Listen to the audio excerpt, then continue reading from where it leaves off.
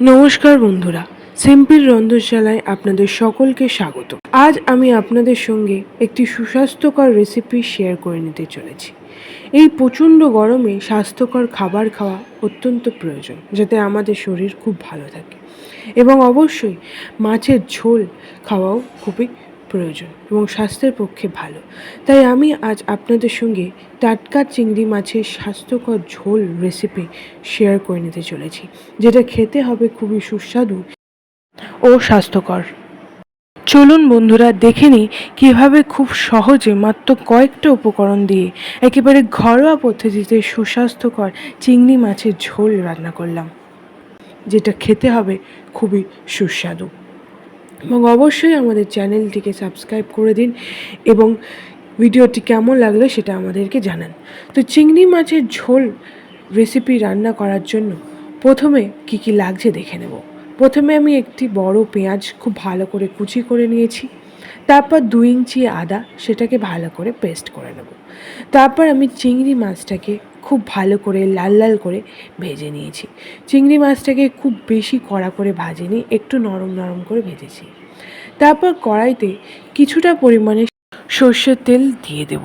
সর্ষের তেলটা একটু গরম হতে দিতে হবে এবং এই সময় গ্যাসের ফ্লেম হাই ফ্লেমেই থাকবে, যাতে তেলটা খুব ভালোভাবে গরম হয়। এবং অবশ্যই এই সমস্ত ট্রিক্স মেনে চিংড়ি মাছের ঝোলটা রান্না করলে সেটা খেতে হবে কিন্তু খুবই ভালো। প্রচণ্ড গরমে চিংড়ি মাছের ঝোল খাওয়াটা কিন্তু সুস্বাস্থ্যকর। তো তেল গরম হয়ে গেছে, এরপর আমি কুমড়োগুলো দিয়ে দেব। টুকরো করে কেটে রাখা কুমড়োগুলোকে খুব ভালো করে ভেজে নেব।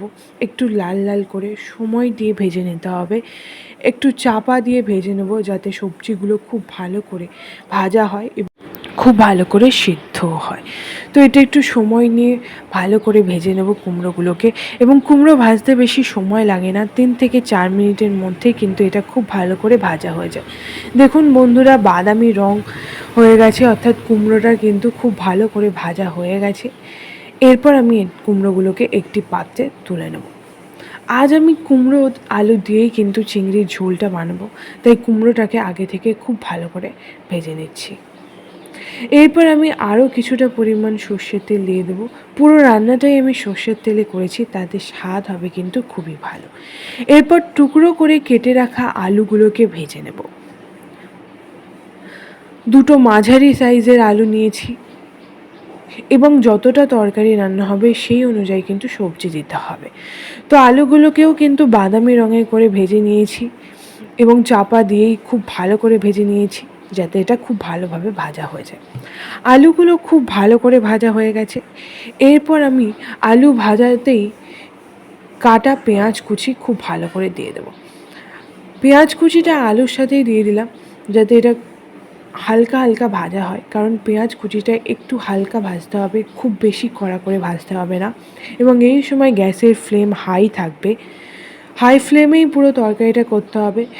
আলু পেঁয়াজ সবটাই খুব ভালো করে ভাজা হয়ে গেছে।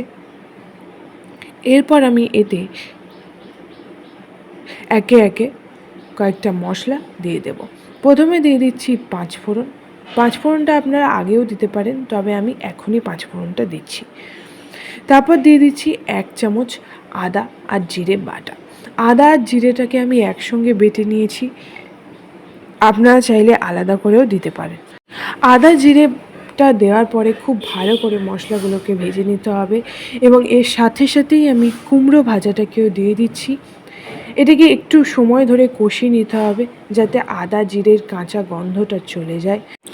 বেশ কিছুক্ষণ কষিয়ে নেওয়ার পরে এবার আমি একে একে সমস্ত গুঁড়ো মশলাগুলোকে দিয়ে দেব। প্রথমে দিয়ে দিচ্ছি নুন স্বাদ মতো, তারপর দিচ্ছি হলুদ গুঁড়ো 1 চামচ। এই হলুদ গুঁড়ো দেওয়ার পরে দিয়ে দিচ্ছি লঙ্কা গুঁড়ো 1/2 চামচ। খুব একটা বেশি ঝাল হবে না, তাই জন্য আমি লঙ্কা গুঁড়োটাকে 1/2 চামচ দিয়েছি, আপনারা চাইলে স্কিপও করতে পারেন। এরপর দিয়ে দিচ্ছি 1/2 টেবিল স্পুন চিনি স্বাদ মতো, এবং তরকারির টেস্টটা ব্যালেন্স করার জন্য কিন্তু চিনিটা দিয়ে দিয়েছি। এইভাবে আরও বেশ কিছুক্ষণ কষিয়ে নেব, যাতে সমস্ত মশলাগুলো খুব ভালোভাবে কষানো হয় এবং সবজির সাথে খুব ভালোভাবে মিশে যায়। তো এভাবে প্রায় 3 থেকে 4 মিনিট খুব ভালো করে কষিয়ে নিয়েছি। এরপর আমি জল দিয়ে দেবো। জলটা আমি পরিমাণ মতো দিয়েছি, কারণ সবজিগুলোকেও সিদ্ধ হতে হবে। তো জলটা দেওয়ার পরে আরও বেশ কিছুক্ষণ নাড়িয়ে নেব, এবং অবশ্যই মনে রাখবেন সমস্ত সবজিগুলো কিন্তু এই পরিমাণে দেবেন এবং বাকি মশলাগুলোও কিন্তু এই পরিমাণে দেবেন, তাহলে কিন্তু তরকারিটা খেতে ভালো হবে।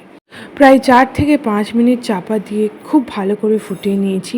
এর ফলে প্রায় 80% সবজি সিদ্ধ হয়ে গেছে, অর্থাৎ অনেকটাই সিদ্ধ হয়ে গেছে। এরপর আমি কিন্তু ভেজে রাখা চিংড়ি মাছগুলো দিয়ে দেবো। তরকারিটাকে খুব ভালো করে ফুটাতে হবে, এবং এই সময় গ্যাসের ফ্লেম কিন্তু হাই থাকবে। চিংড়ি মাছটা দেওয়ার পরে আরও কিছুক্ষণ নেড়ে নেব এবং চাপা দিয়ে রেখে দেবো, যাতে বাকি তরকারিটাও খুব ভালো করে হয়ে যায়। তো আবার 2 থেকে 3 মিনিট পরে ঢাকনা খুলেছি, এবং সমস্ত সবজি এবং মাছও খুব ভালো করে মিশে গেছে এবং এটা সিদ্ধ হয়ে গেছে, এবং তরকারিটা দেখলেই আপনারা বুঝতে পারবেন যে এটা হয়ে গেছে। এরপর আমি কিন্তু এটাকে নামিয়ে নেব। খুব বেশি ঝোল রাখবেন না, তাহলে হয়তো টেস্টটা ভালো হবে না। এইভাবেই কিন্তু এই ঘনত্বেরই কিন্তু তরকারিটা করতে হবে। তো এভাবেই তৈরি হয়ে গেছে চিংড়ি মাছের স্বাস্থ্যকর ঝোল।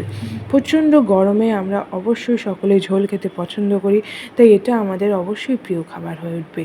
তো অবশ্যই আমাদেরকে কমেন্ট করে জানান কেমন লাগলো। ভালো লাগলে লাইক করুন, শেয়ার করুন, আমাদের চ্যানেলটিকে সাবস্ক্রাইব করে দিন, পাশের বেল আইকনটি প্রেস করুন নতুন নতুন ভিডিওর নোটিফিকেশন পাওয়ার জন্য। ধন্যবাদ।